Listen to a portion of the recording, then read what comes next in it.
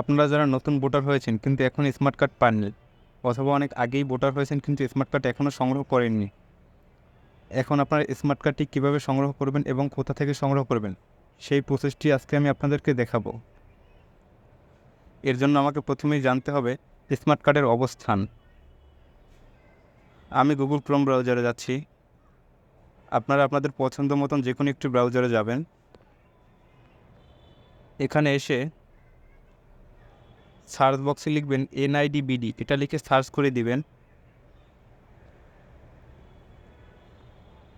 তারপর প্রথমে যে ওয়েবসাইটটি আসছে এটাতে একটি ক্লিক করে দিবেন।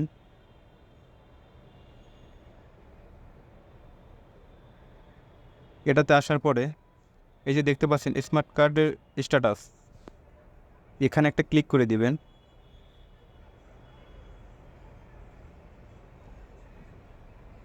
এখানে আপনার জাতীয় পরিচয়পত্র নাম্বার অথবা ফর্ম নাম্বারটি দিবেন।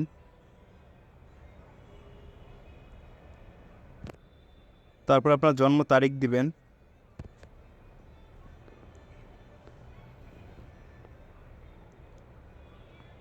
তারপর এই ক্যাপচার কোডটি নিচে বসিয়ে দিবেন।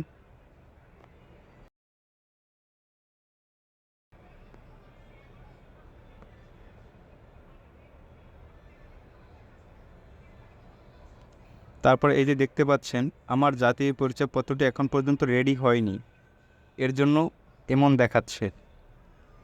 আর আপনাদেরও যদি এমন দেখায় আপনারা বুঝে নেবেন আপনাদের স্মার্ট কার্ডটি এখন পর্যন্ত রেডি হয়নি।